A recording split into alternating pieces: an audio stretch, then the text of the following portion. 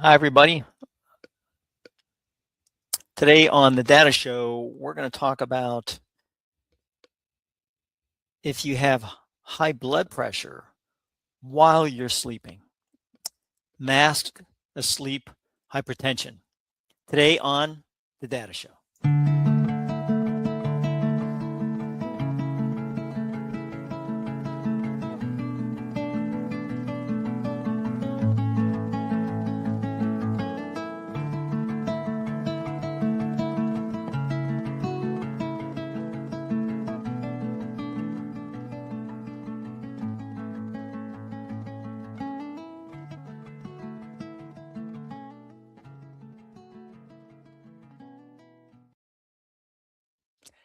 This is the Data Show. Your host, Chris Greco, me, here for your February installment of the Data Show.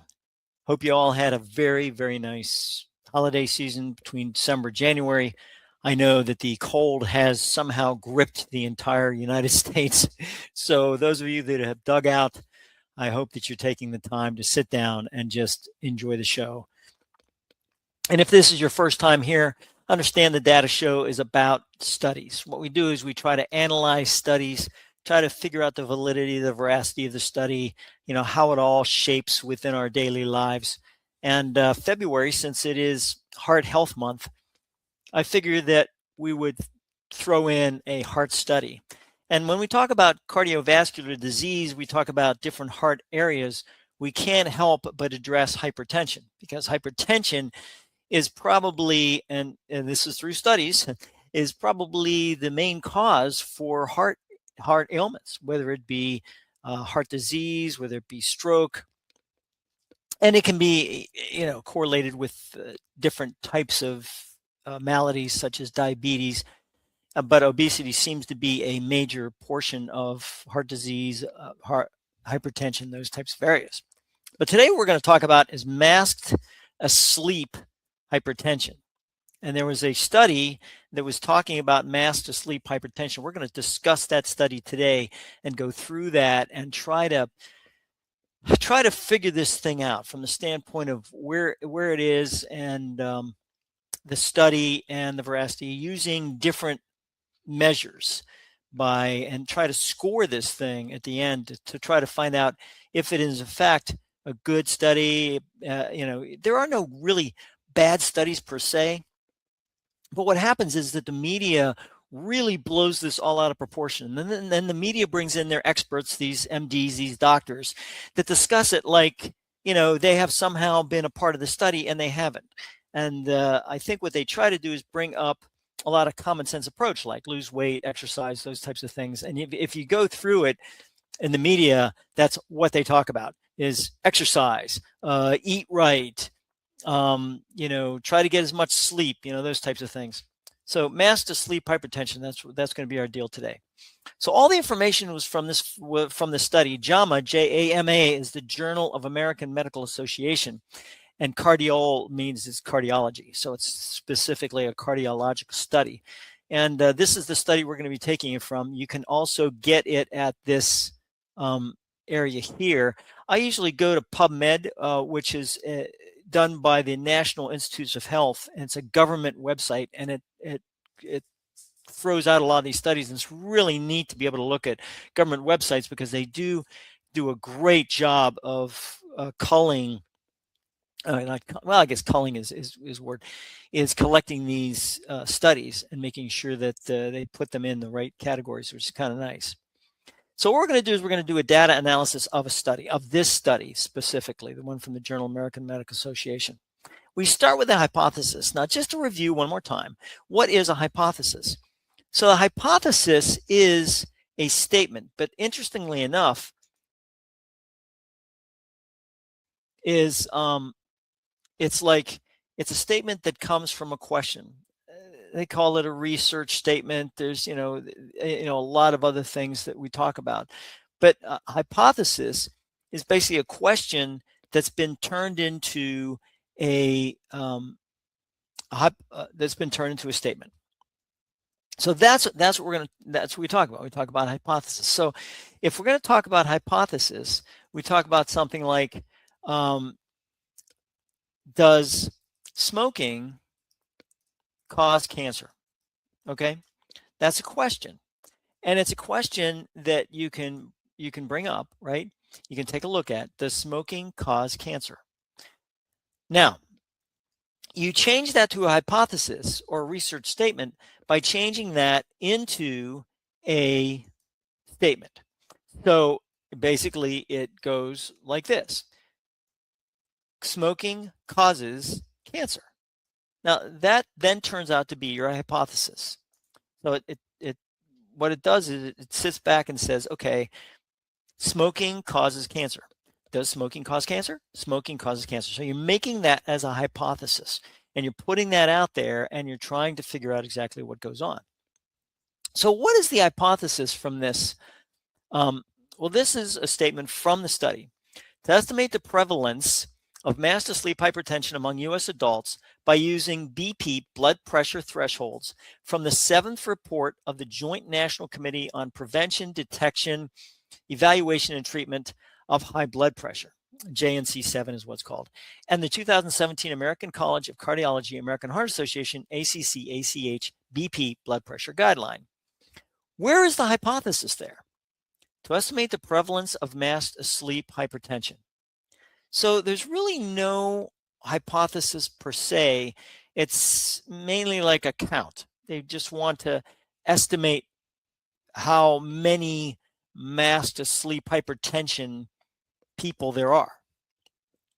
And so that unto itself is kind of, what's the reason for the study to count up the number of blood pressure, high blood pressure while you're asleep type aspects. So that to me is not really a hypothesis per se. It's kind of an informational study. It doesn't present any correlation or causation, anything like that. It just says, should we, I guess the bottom line is, should we be concerned? So I'm not sure if that's really, I mean, it's a study, I guess, if you really want to say it, but what really does it show that, so that'll come up later. Sampling method. The next area we're going to talk about is sampling. Now, sampling and random sampling. Random sampling, everyone talks about, oh, this is a random sample. No, not really. Random sample is you have an equal chance of selection from the entire population. In other words, the entire number of people that you have out there, right?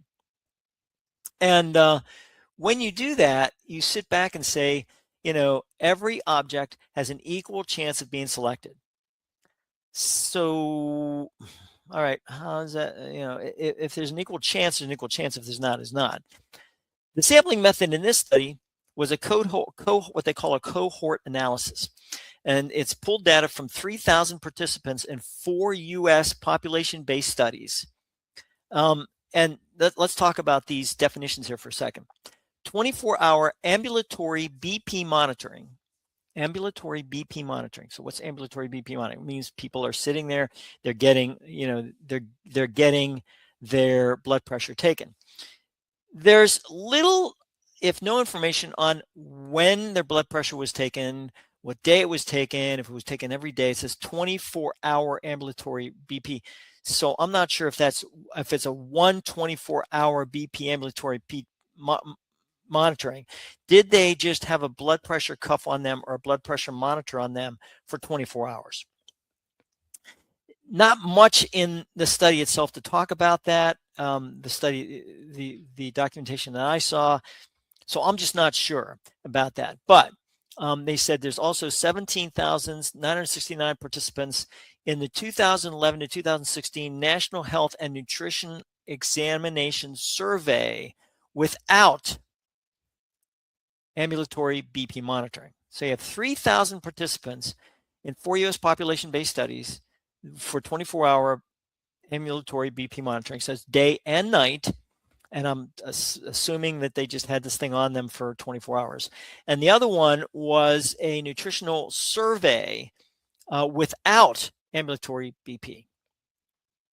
So mass sleep hypertension status in NHANES was imputed using a 2-stage multiple imputation process. So that's interesting. We'll go into that a little bit later. Data was collected from 2000 to 2016, and analyzed from March 2019 to June 29th, 2020. So it's interesting that they said it was collected from 2000 to 2016 when the participants in the NHANES study was 2011 to 2016. So that unto itself is interesting that they would state that. But the imputation process, we'll get into that. We'll get into that. Well, let me get into it right now. So basically, imputation process is this. You have missing data. The imputation is trying to determine from a reasonable process what that data was.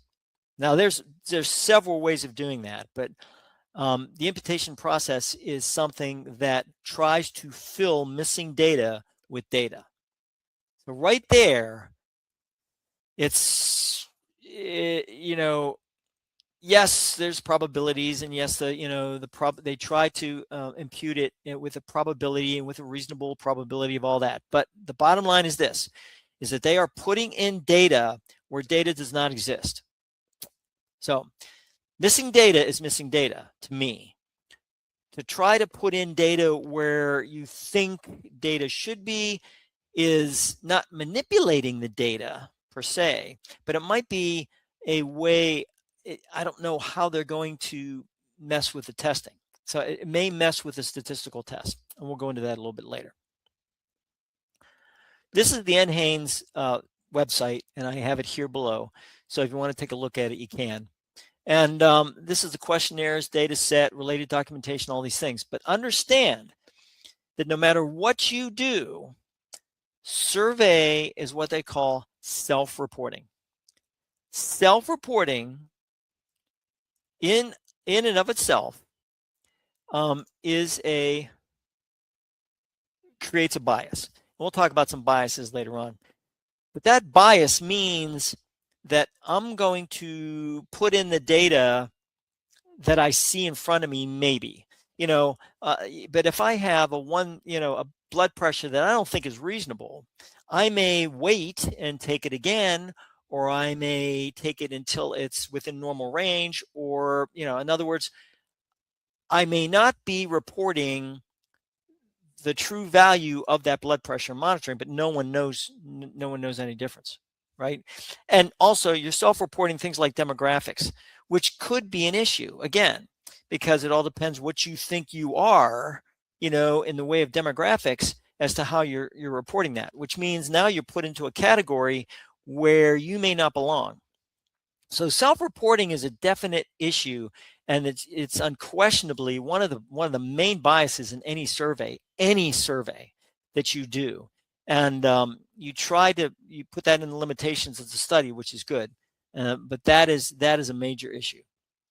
Now let's talk about data definitions for a second here. Data definitions means that you try to have consistent data definitions.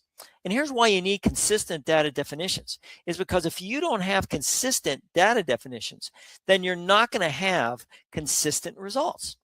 Your statistical tests are not going to be able to do the things you need to do because you don't have good, solid, consistent, reliable data definitions. How did the study do with data definitions? Well, here's what they said. Data definitions, I think, in this case, was excellent. High clinic blood pressure was defined as clinic systolic blood pressure, STP, diastolic blood pressure, DDP, of at least 140/90 using JNC7, which is what we had in the beginning, and at least 130/80 using 2017 ACA, American College of Cardiologists, American Heart Association guidelines. High asleep blood pressure was defined as mean asleep, SDP, systolic, diastolic. So systolic is the above number and diastolic is the below number, right? Of at least 120/70 for JNC7, at least 110/65 for the 2017 ACCACA. Now, what is normal, right? So normal is 120/80, supposedly, although they're kind of messing with that a little bit from the standpoint, but let's just call it 120/80. If 120/80 is normal, your 110/65 is considered to be great if you were awake. If you're asleep, you have a problem because now you have high mean asleep, so defined as high asleep was defined as mean asleep, mean average, asleep pressure of 120/70 and at least 110/65. Massive sleep hypertension was defined as high asleep blood pressure without high clinic blood pressure. High clinic is defined as basically those guidelines you saw here, 140/90, 130/80, right? High sleep blood pressure without high clinic blood pressure. So that's an interesting. I thought that was, and if they were consistent with that measurement, if they were consistent, I don't like the at least thing, because now you got at least. So it's like, all right. So anything above that, you're gonna, but at least they, at least they did what they needed to do to set that minimum, which is good. That's a good thing. I think the data definitions I think are excellent here, because they really set a good, consistent, as long as they followed it, good consistent aspect. With that imputation thing really bothers me, but hey, you got to do what you got to do. Next area we're going to talk about is statistical tests. Statistical tests can range from just simple, averaging, to standard deviation, to Spearman correlation, chi-square, statistical tests. And it all depends what type of statistical test you have. Well, in this case, what they did was, it was very straightforward. Mean standard deviation. That's what they did. Now understand, and this is a refresher. Mean is a non-robust measure of central tendency. It's highly influenced by high and low values. So, and standard deviation is dependent upon the mean for its calculation. So if you have a mean that's very off, standard deviation is going to follow suit. And the mean measures central tendency, and standard deviation measures the variation within that data. So other than that, there's no more complicated statistical tests were completed other than the imputation aspects, which is not a statistical test. It's attempting to fill in missing data. Was it parametric or non-parametric? Well, parametric means that you think that a test, you think that the data is along a standard normal curve. So that a mean and standard deviation usually translate to a parametric curve, or a standard curve, because that's exactly what a standard curve is. Mean, standard deviation. That's what it is. So it's parametric. They've used parametric testing for that. Robust or non-robust? Well, they didn't use a median, which would have been more robust. They use a not robust type of measurement, which can be a problem when you have very high values, very low values. It pulls that average, either way, and that means it's not robust. Were there any biases that were part of that, or confounding factors that were put into that? Well, the confounding factors are, you can list a ton of confounding factors. For instance, what was their sleep time? What was their awake time? Did they know that they were being tested? Well, if you're asleep and you're wearing a monitor, you're being tested. That in itself puts a bias into the system. And the main confounding factor I saw was the method of obtaining the blood pressure. So if they were asleep, they must have known somewhere along the line they were having their blood pressure taken. Now, it could have been from a wrist monitor that didn't bother them, but if they were having it done by a monitor, by a blood pressure cuff, then that means that they had to be awakened to take the blood pressure, which means they know that they were being tested. And also, you wake me up in the middle of the night, my blood pressure is going to go up. So I don't know how that was done, and that was not explained in the study itself. So I'm not sure how that was done. Now, the main bias here is called the Hawthorne bias. And where did I get that? Where did I get the bias? Well, there's a catalog of bias. Believe it or not, I put the website there at the bottom. You can take a look at it. But that Hawthorne bias was done. It's a really old what they call the Hawthorne experiment. Hawthorne, Illinois. They messed with the lights while the assembly plant was going in a Hawthorne, Illinois plant, and saw what the reaction was. Well, the people knew that they were messing with the lights, and it showed the productivity when they dimmed the lights, productivity went up. When they heightened the lights, productivity went up because people knew that they were being studied. So they call that the Hawthorne bias, the Hawthorne aspect. So that. It definitely, if people know they're being tested, the Hawthorne bias automatically exists. The same way that they try to study nature, and they put these fake rocks out there, or fake igloos, or fake pieces of ice, or whatever it is, with cameras in it, and they try to test polar bears, and the polar bears go right to the camera because they see there's something different in the environment. So all of a sudden, the bear knows that they're being something's up, and it completely skews the whole idea behind experiment and non-observation, hidden observation. What type of limitations were there? Biases usually are placed in limitations category in the data study, but these limitations are it's the one of the limitations is it's the study list. One limitation of study is being the results of taking blood pressure, but there needs to be more study of addressing the treatment of high blood pressure while asleep. So in other words, what they were doing was trying to figure out in the beginning the prevalence of masked asleep hypertension. They found the results were that there was millions of people with masked asleep hypertension, which means that this is hypertension that you're not aware of. So how do you treat it? How do you treat people when they're asleep having hypertension? I don't know. And I take a blood pressure medication at night. I take a blood pressure medication during the day. So it's it's that type of thing. But am I really treating the masked asleep hypertension? Only if you're wearing a monitor that accurately measures blood pressure at night. Otherwise, you're going to be waking yourself up, every 2 hours, 4 hours to take a blood pressure. So that seems to be a problem. So, but the study did explain that limitation, and I think that was well done. So let's go through a summary here real quick. The hypothesis. Was there a hypothesis? Well, really, it's not applicable. There was no real hypothesis. Like, does masked sleep hypertension inflame cardiovascular disease? It wasn't like that. It was just literally a number system trying to count up how many people had this masked sleep hypertension. Hypothesis wasn't applicable. There's no hypothesis that I could see. Sampling was excellent. I mean, thousands and thousands of people. Now, we'll get into the biases later on. Was it random sampling? No. Was systematic sampling? No. It was basically 3,000 people done. I don't know how they did that.